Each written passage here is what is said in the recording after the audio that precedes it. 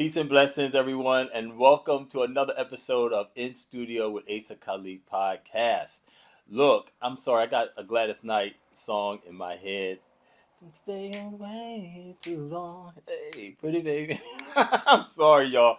Look, we're going on hiatus for a few weeks, so we'll see each other next time in September.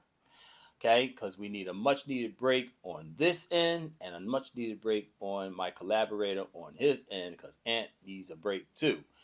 So we'll see each other back in September, but I wanted to kind of give you an update real quick because we were going to tackle today, and I know I've been promoting it, suicide in the black community, especially among black and brown males.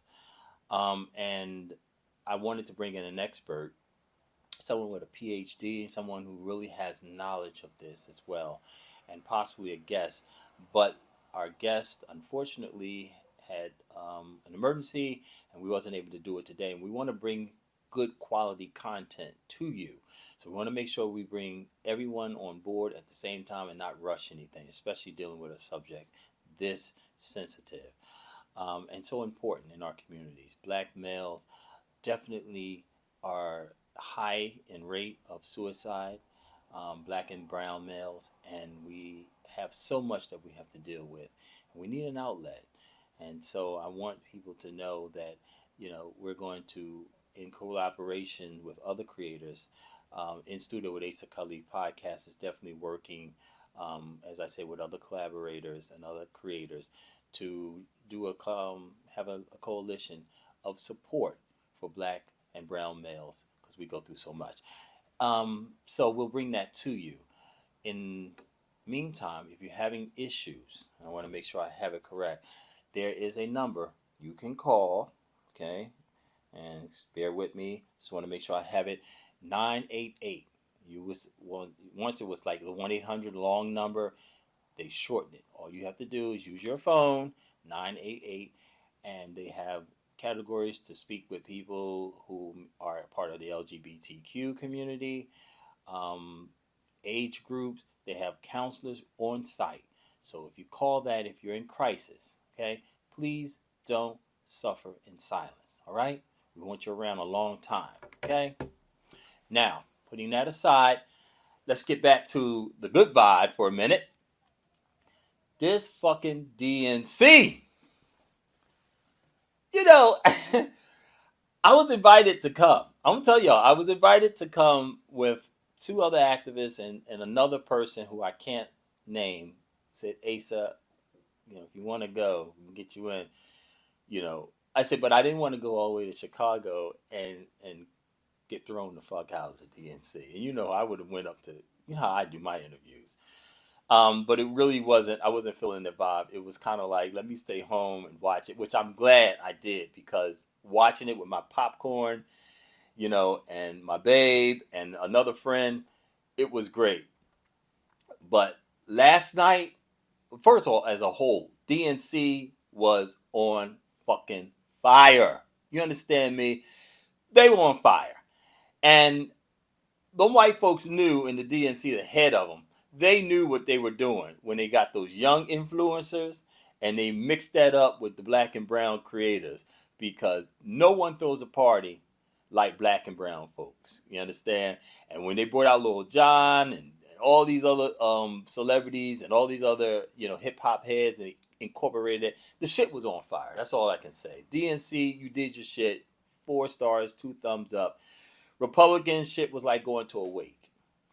It was like, the grandma with her teeth out and shit, and they had to scramble money to bury her ass. It was kind of like that, It was white, old, stale, mothballs when you walk up in the motherfucker. The shit was horrible. It was kind of like, Aunt Martha. Not Aunt Martha, Aunt Martha, the white shit. White bread, tired, old, racist, white, and extra white. The shit was awful, man. Look, DNC, the shit ran so long because it was a fucking party and people stayed up to watch that party. And they had to go to work the next day. But it was a party. And it was a party of a sea of diversity, man. I actually fucking enjoyed it. DNC, you did your shit. As my LGBTQ friends say, you better work. You motherfuckers work.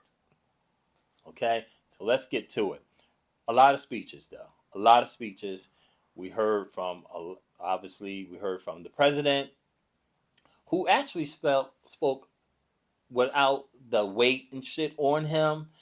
You can tell when somebody doesn't have the stress and weight on him. He didn't stutter not once. He didn't slur his words. He actually spoke like, I ain't got shit to lose. I got a few more months up in this motherfucker. I'm going to create some havoc.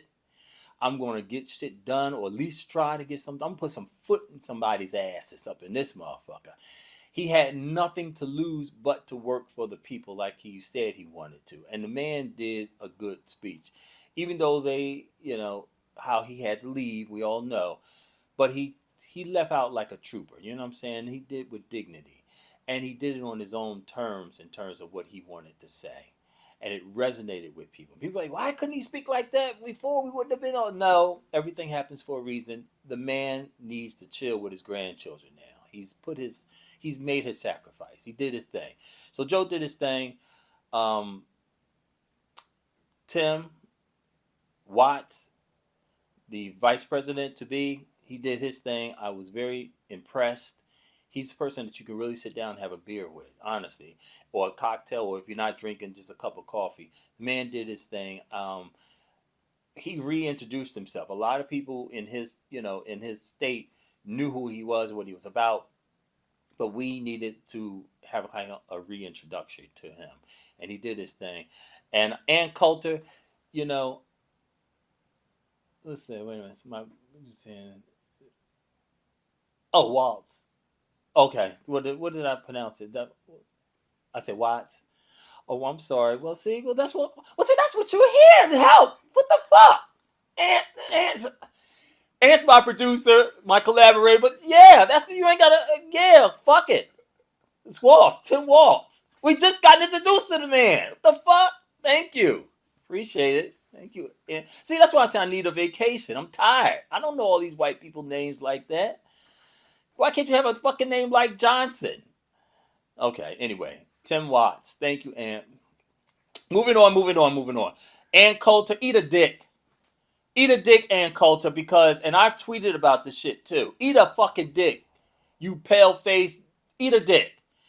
To make fun of Tim Waltz's son, who is autistic, who clearly has a bond and connection with his father and is proud, and that showed, it resonated where he was tearing up, proud of his father, has that connection.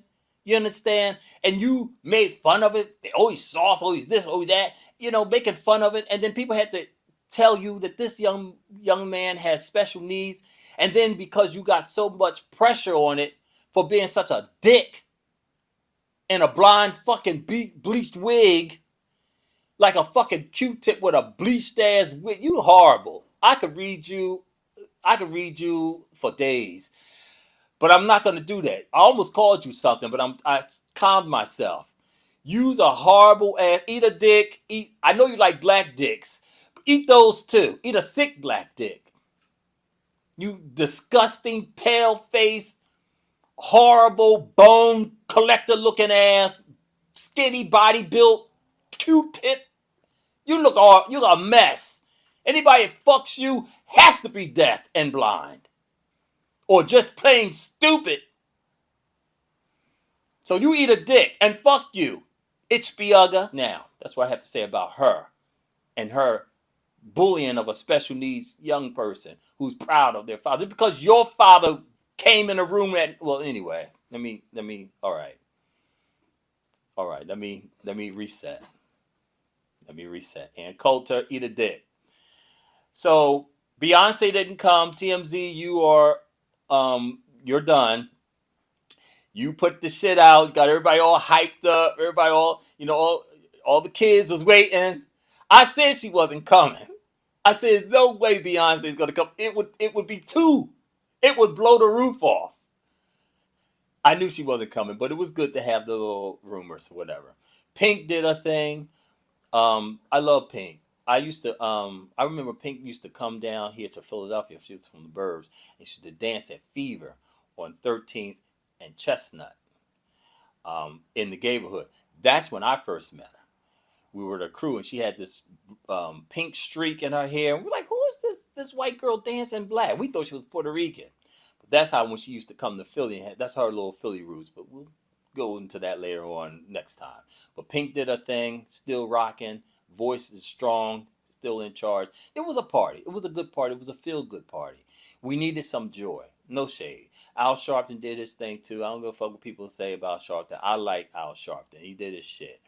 The exonerating, the 5, is it? Yes. Them brothers who have gone through hell and back, a full circle moment. See how God is? If God be for you, he's more than the whole world against you. Donald Trump put out an ad. These young boys at the time went through hell and high water, and they were innocent. God came, brought them through. One is now in politics, a council person, I believe, and these young men stood strong and survived. See, when the hand of God is on you, no weapon formed against you can prosper. So fuck you, Donald Trump. Now you're the criminal. You're the convicted felon, and they are the ones looking on the outside looking in. You understand? They're the ones God has elevated. It was good to see those brothers who have gone through. And of course, Elizabeth Warren, I love her. She did her thing too. But Kamala Harris, and I'm not gonna make this long, but Kamala Harris, I was waiting. I didn't really know, because she's not really known for her powerful, like, big speeches. She's known for like the prosecuting type of, tone of voice. She's a prosecutor at the time. And I had my issues with her, a lot of grassroots activists have our issues with Kamala. But I think she was successful in reintroducing herself, not reinventing herself, but reintroducing herself. And a lot of those myths that we thought we knew of her, she has, and her team has done a tremendous job in refuting those with facts.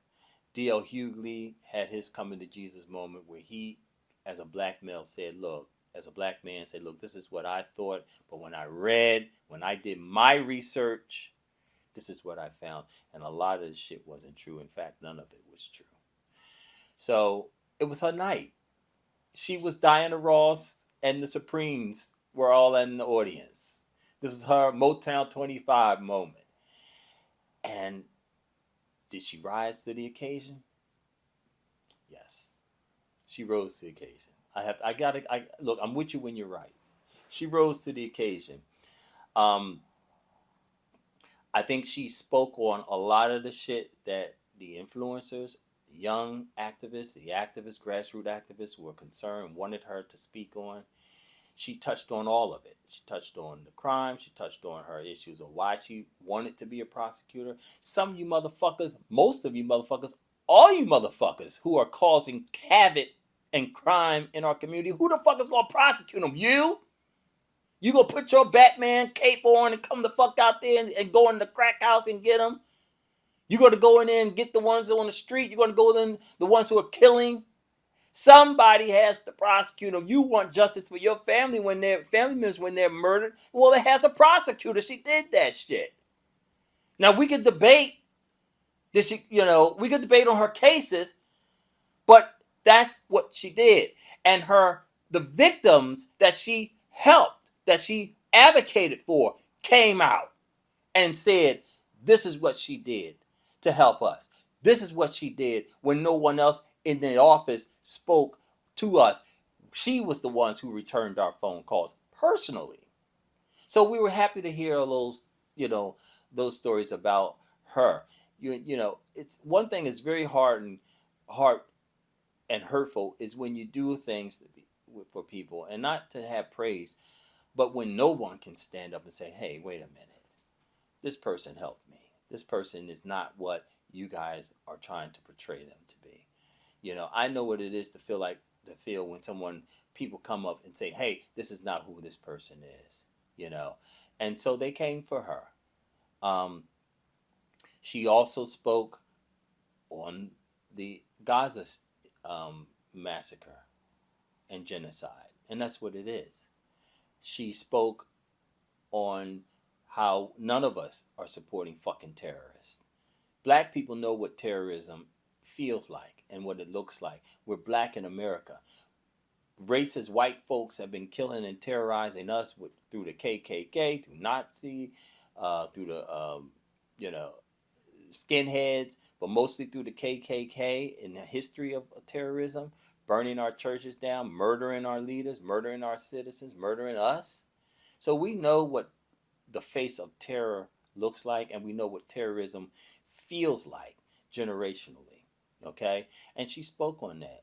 She stood 10 toes down. I know a lot of people didn't want her to talk about it, but she did.